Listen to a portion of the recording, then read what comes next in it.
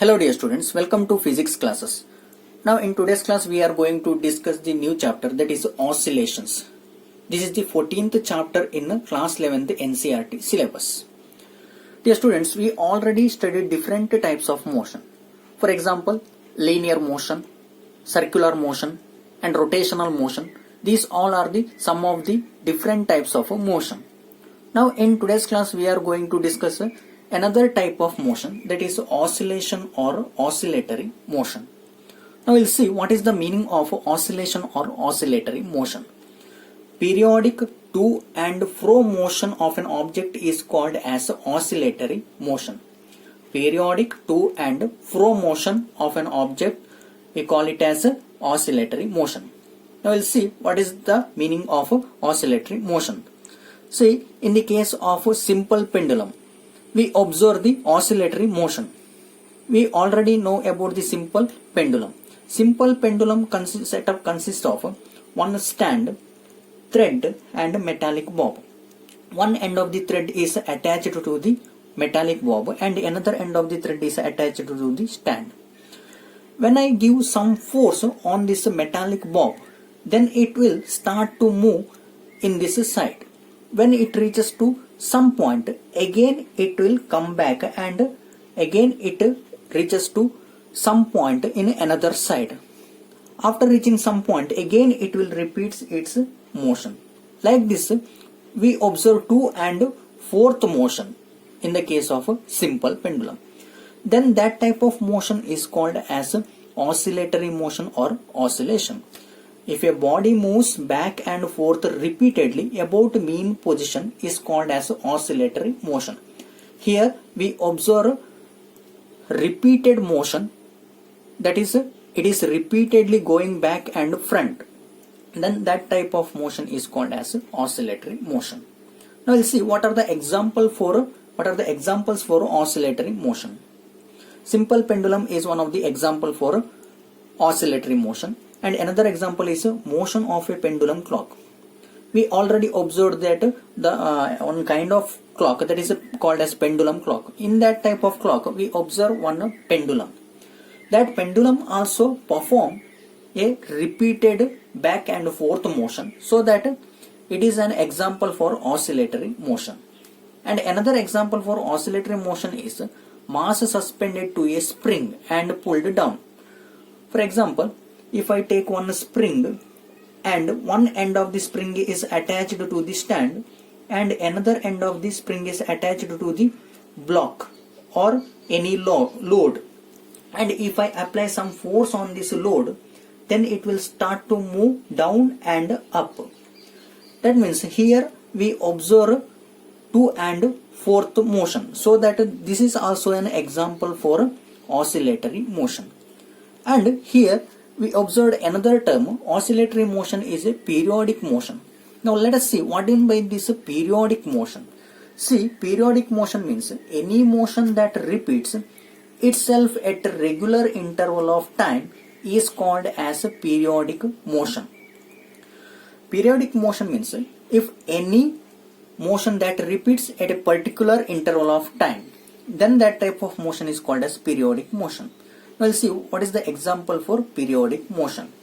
Revolution of Earth around the Sun, one of the best example for periodic motion. We know that Earth revolves around the Sun and it will take 365 days to complete one rotation. And if it want to complete another rotation, again it will take 365 days. So that for each rotation, Earth will take 365 days. So that this is one kind of a periodic motion. And another thing you should remember, that every oscillatory motion is a periodic motion. Every oscillatory motion is a periodic motion, but every periodic motion need not be oscillatory. See, here revolution of Earth around the Sun is a periodic motion. It is only a periodic motion, but it is not a oscillatory motion, because here we will not observe 2 and 4th motion. So that we can tell that every oscillatory motion is periodic, but every periodic motion need not be oscillatory. Now I will discuss what is the meaning of a time period? The time taken by an oscillating particle to complete one cycle of oscillation is called as a time period.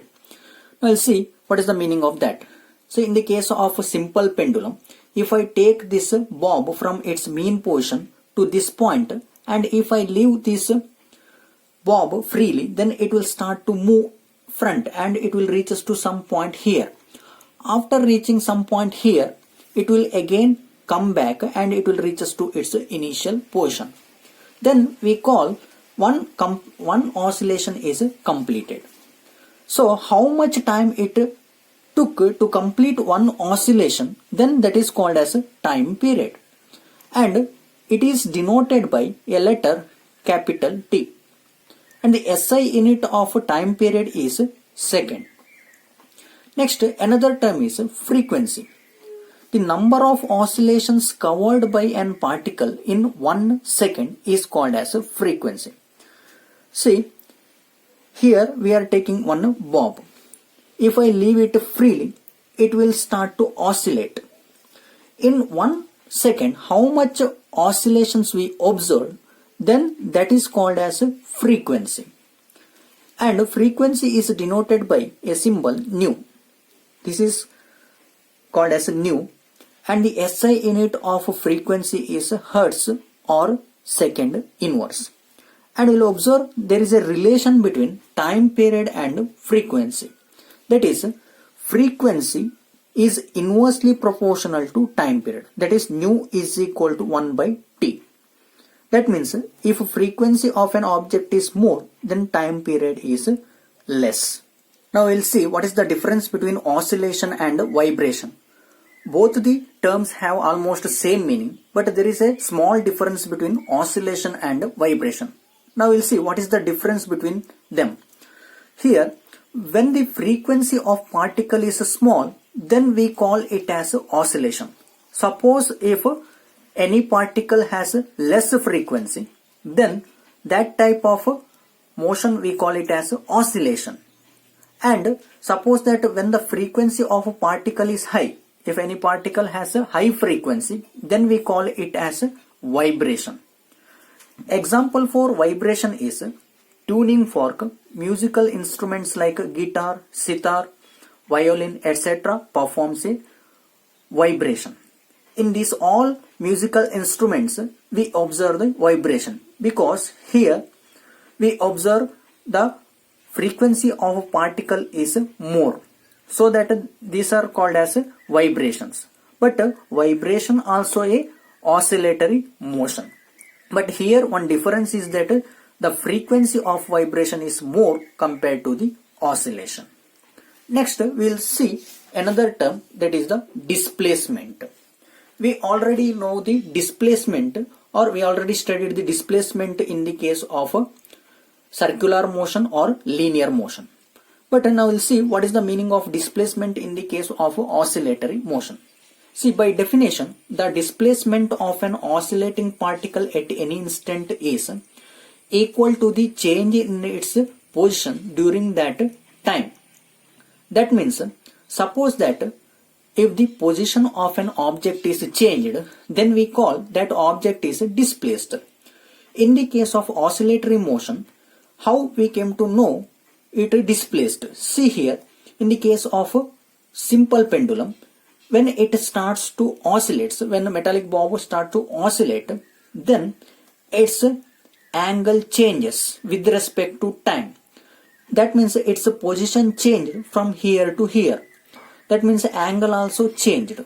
So that because of change in position, we call there is a displacement of this bob.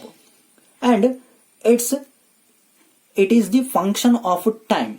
That means the position is changing with respect to time. So that we call displacement is the function of time. And here we are using sine and cosine functions are periodic functions. That means we already know in the case of trigonometry, sine and cosine functions are periodic functions because its value repeats for every 2 pi intervals. We already studied about the trigonometry. In the case of trigonometry, for every 2 pi intervals, the value of sine and cosine functions will repeats, so that they are called as periodic functions, so that we can represent the displacement using sine and cosine function. So in the case of oscillatory motion, we are using the sine and cosine functions to represent the displacement, because sine and cosine functions are periodic functions and its value repeats for every 2 pi intervals. So that is, displacement of an oscillating particle can be represented as f of t. That means displacement is the function of time, so that we are writing it as f of t, that is equal to a cos omega t, or we also displacement can be represented as f of t is equal to a sin omega t, so that we can use both sine and cos functions. F of t is equal to a cos omega t, or f of t is equal to a sin omega t. Here a is the amplitude of the wave and omega is the angular frequency of the wave. This is the way of representing the displacement of oscillatory motion. Here we have f of t is equal to a cos omega t. That one I am writing here, f of t is equal to a cos omega t.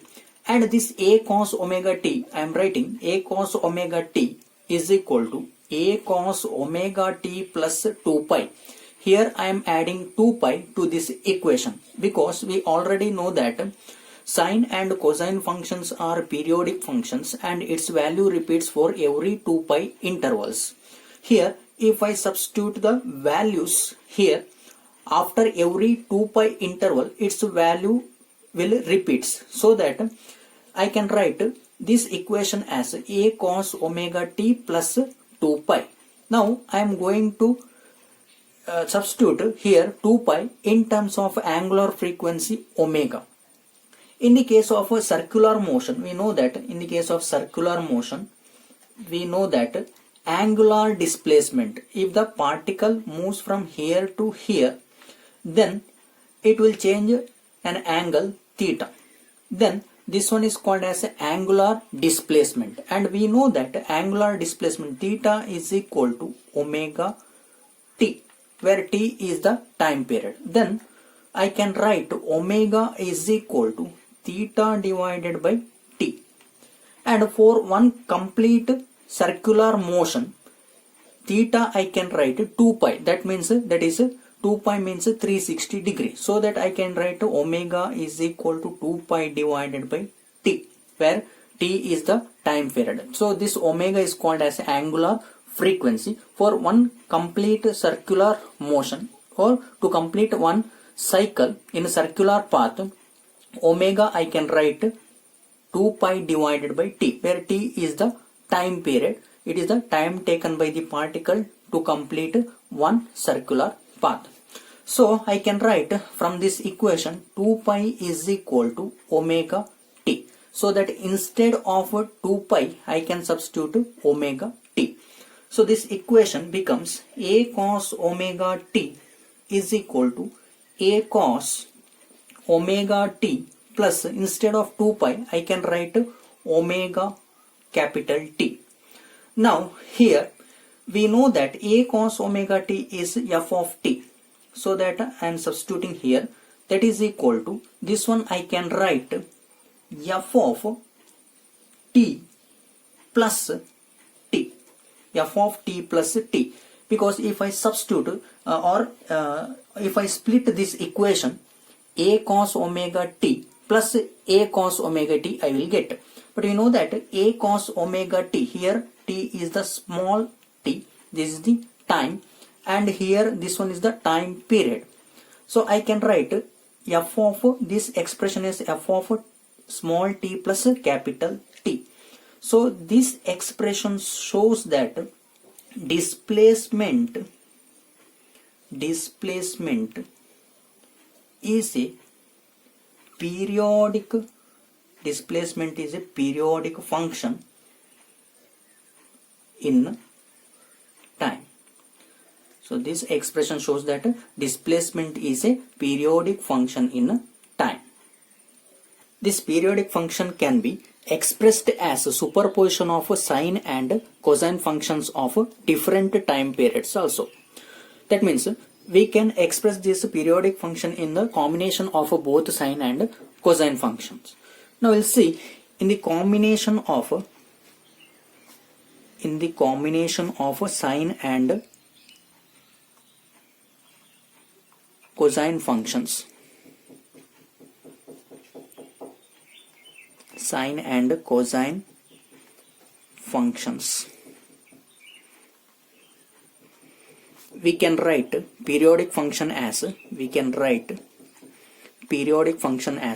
f of t is equal to a sine omega t plus b cos omega t. So that in the combination of both sine and cosine function, we can write displacement of an oscillation is as f of t is equal to a sine omega t plus b cos omega t. And we can interpret this equation in sine form also. Now we'll see how to interpret this equation in sine form. Now we'll see interpretation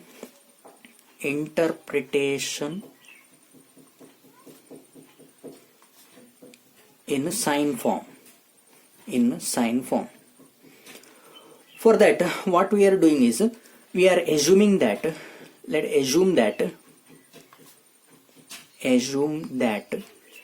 here a is equal to d cos phi. Here we are assuming that to interpret this equation in sine form, we are here assuming that a is equal to d cos phi. Similarly, here we are assuming b is equal to d sine phi.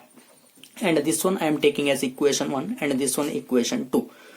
Now I am substituting this a and b, both a and b in this equation. Then I will get f of t is equal to a, instead of a I can write d cos phi into sine omega t plus, instead of b here I can write d sine phi cos into cos omega t. Here f of t is equal to, here d is common so that I can take d out. Then I can write inside bracket sine omega t into cos phi plus cos omega t into sine phi. Then f of t is equal to d. See, this one is in sine a plus b form. Here a means omega t, b means phi. So I can write this one as sine omega t plus phi. So this is the interpretation in sine form, the interpretation of this equation in sine form, that is f of t is equal to d sine omega t plus phi. Here phi is called as a phase constant. Here phi is the phase constant. Now we'll see what is the value of d and what is the value of phi from this equation. See here, first we will see what is the value of d. We already have equation 1 and equation 2. From equation 1 we have a is equal to d cos phi and b is equal to d sin phi. Now what we are going to do is squaring and adding equation 1 and equation 2. Now by squaring and adding equation 1 and equation 2 we get, see, in left hand side equation 1 a square, in left hand side equation b plus b square, that is equal to, in right hand side equation 1 we are squaring d square cos square phi plus, in right hand side equation 2 d square sin square phi. Here d square is common so that I can write a square plus b square is equal to d square cos square phi plus sin square phi. And we know that cos square phi plus sin square phi is equal to 1. Then I can write d square is equal to a square plus b square, or d is equal to square root of a square plus b square. This is the value of d. Now we'll see what is the value of phi. We can also get the value of phi by dividing equation 2 by equation 1. Now dividing equation 2 by equation 1, dividing equation 2 by equation 1, we get b by a is equal to d sin phi divided by d cos phi. Here d will get cancelled, then sin phi divided by cos phi is tan phi. Therefore we can write tan phi is equal to b divided by a, or phi is equal to tan inverse of b by a. So this is the expression for phi. So this is the expression for phi, where phi is the phase constant.